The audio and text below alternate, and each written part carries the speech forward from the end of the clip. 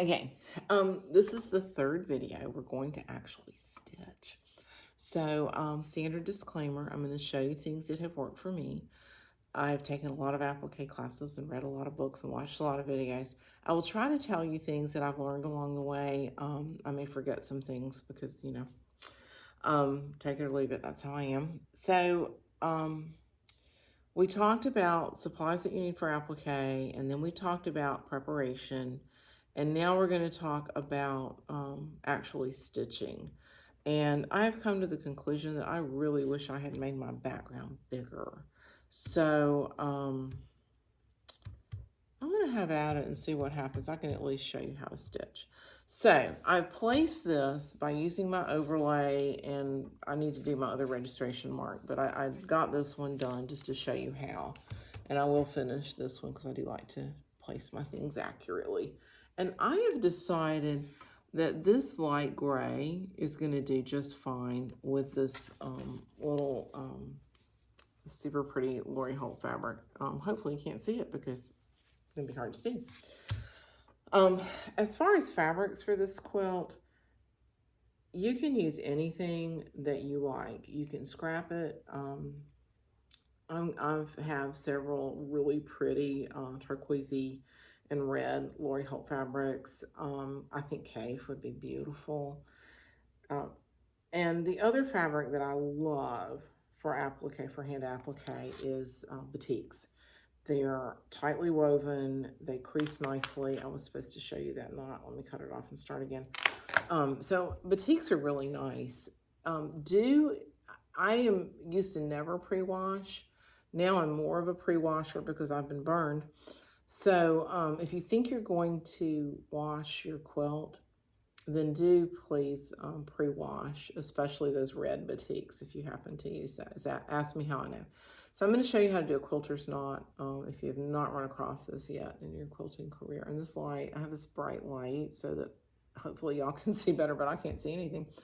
So I've got needle, thread in the right hand. This is my right hand. It may look reversed to you. So I'm holding my thread and I'm going to wrap. And I do 4 with the silk. So that's 2, 3, 4. I'm going to mooch that down between my finger and thumb, and I'm going to gently pull my thread through. And then at the end, I will have this tiny little knot that you can probably not actually see very well on the video. I don't know why, but I always wind up with a little tail. Maybe that's just how it is. So I'm going to snip that off, and now I've got this lovely little quilter's knot to start with. The other thing I don't think I talked about on the supply video is these little leather thimbles. I love these. Not everybody does.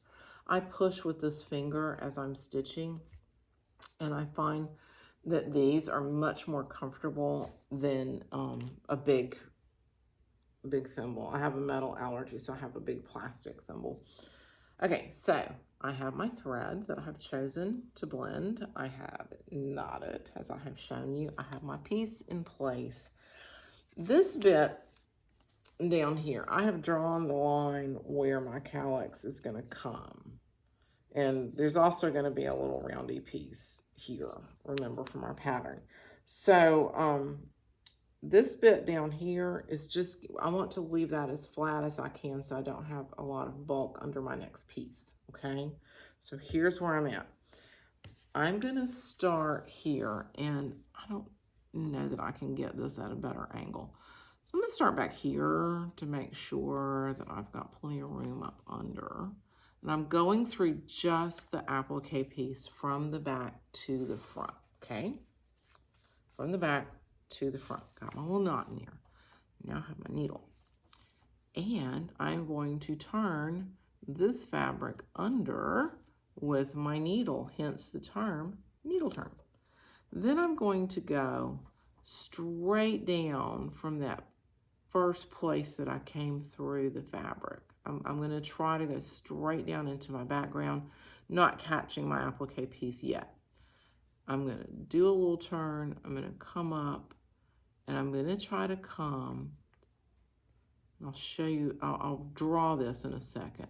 I'm going to come right through my applique fabric and snug that down. And then I'm going to do it again. I'm going to go straight down, go a little to my left, come up through the fold of my applique element, and come out. So these are my stitches. You probably can't see this on the back so I'm not even going to bother. But you want to think about, get a piece of paper here, and we'll draw it. It took me a long time to get this. So this is your applique element that we have turned under. I can't even, okay, the light's super bright in my eyes, so I can't hardly see that. So you want to think about coming up with your needle, not like this, but you want to think about coming right out that fold, okay? So here's my fabric. I want to go straight down from my last stitch, straight down from here. And then I want to go down to my left a little bit, come back up, and I want to come up right in that fold, okay? And that's gonna make my stitches not visible. I don't always achieve my goal, but a lot of times I can look back, and once I've backed up from what I've been doing like this, then I can see that my stitches are good. I don't see them as much as I do, you know, so don't, always take a step back, no matter what you're doing. That's good advice for, just for life, right? So I've done that. I'm gonna turn this under a little more. I'm gonna try to get us down to that inside point. And do a little tug and see where I went, where my last stitch was. I'm going straight down to my left, come out through that fold, try to get right in the middle of that fold. And then again, try to go straight down, and I can hear my freezer paper peeling off. So don't worry about that freezer paper sticking. And I will show you in future videos another way to, you know, be sure that another way that you can mark your pieces and turn to a drawn line rather than the freezer paper. So once again, I've kind of fidgeted with that a little bit. And then I'm gonna go down as straight as I can. I'm trying to do about a 1/4 inch stitch. I can get really engrossed in this, and I can get real fidgety. Some of you will not find that fun, and that's okay. You do you. But I just love to fidget with this. And I'm just gonna keep going around. Now, I'm approaching this inner point here, right there. So I'm gonna go ahead. If this were super ravelly fabric, I might not do it this far ahead, but for this I can. I'm gonna go ahead and snip to that point. So I'm gonna get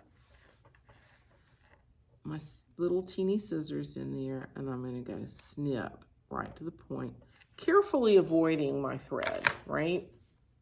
So I didn't snip my thread. I'll come all the way down there. This is a big piece, which is a little bit awkward, but we're working it, we're doing it. I'm gonna kind of smooth out. I think I see a little bump there.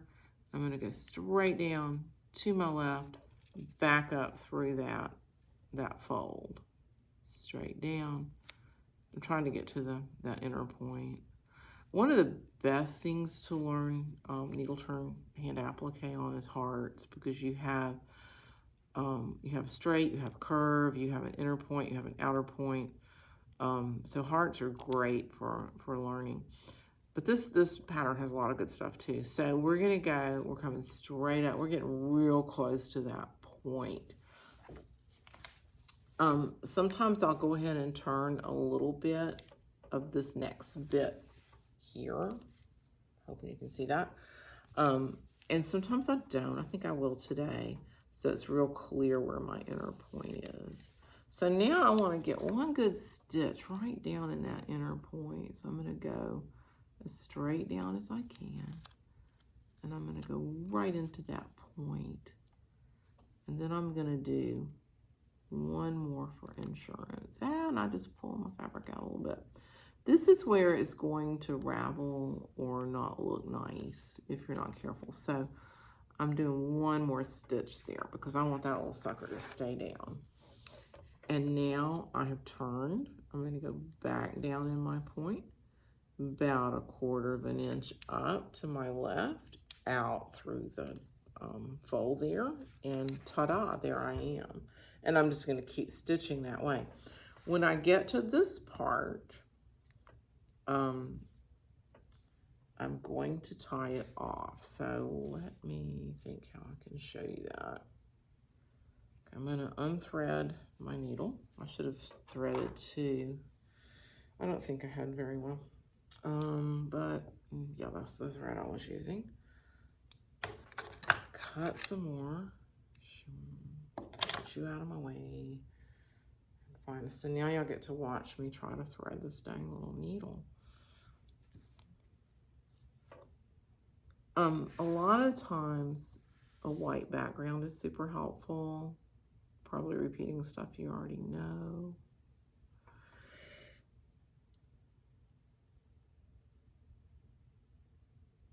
And of course I can't get it to thread. I'm sorry.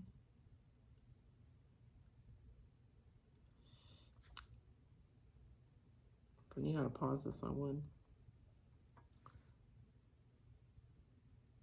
What I sometimes do in classes is I will use a bright contrasting thread so people can see my stitches. So I probably should have done that. Okay, so here I have I threaded a needle. Look at that, y'all. Mark your calendars. So here I go again. I got my needle. Somewhere down here is some thread. I love this tiny thread. And then I'm gonna 1, 2, 3, 4, smooch it down between my finger and thumb and gently pull it down. Ta-da. And I'm going to snip that in. I have this cute little scissor fob that my friend Siobhan made me back when my daughter figure skated, so it has an ice skate on it. I did a lot of stitching at that ice rink. So now I'm gonna come, and I'm skipping a lot. Don't do it like this. I just want to show you how to tie off so you'll have some idea, because I know you're all gonna get these pieces down and you're gonna do a fantastic job and you're gonna wanna tie off. So here I am. I'm turning under the last inch, 3/4 of an inch of my applique piece here, my applique element. I'm gonna take some stitches kind of quickly so y'all can see how to tie off. I'm not gonna spend because I can take this out and fix it later if I need to. Believe me, it's not how you do it the first time, it's how you do it the last time. Love that. Love that idea.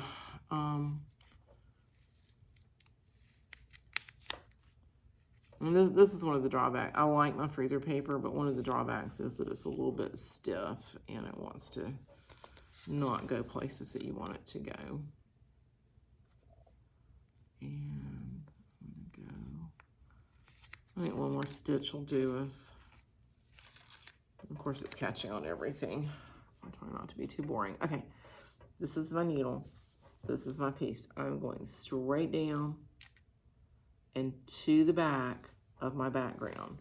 Ta-da, all the way through. And the way I'm going to tie this off, I learned this from Pat Campbell, who is a goddess of applique. If you ever get hold of her books, they're beautiful, and she's just a wonderful person. Anyway, enough of my fangirl stuff. So my thread is going like this, and this is where I should have used contrasting thread. I'll do that in another video. And I'm going to take a little buttonhole kind of stitch. So it's going to look like an eyelash, and I'm going to do that 3 times. So that was 1, 2, and I can't see because of this bright light that I'm trying to use, and 3 little buttonhole stitches, and it looks like little eyelashes, which you can't see because I use this crazy invisible thread, silk thread. And now I'm going to come under my background, but over my applique piece. I'm going in between. And I'm going to take a stitch up under that and bring my thread out. So For this to come unstitched, it would have to come back this way, and it would have to work its way out of 3 buttonhole stitches or eyelash stitches or whatever you want to call them. I kind of like eyelash.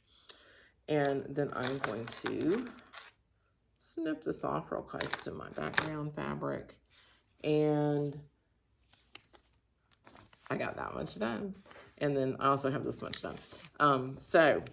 I hope you come to enjoy this as much as I do. It's a great thing to just have when you need to sit and wait, when it's portable. Love it when we're watching television.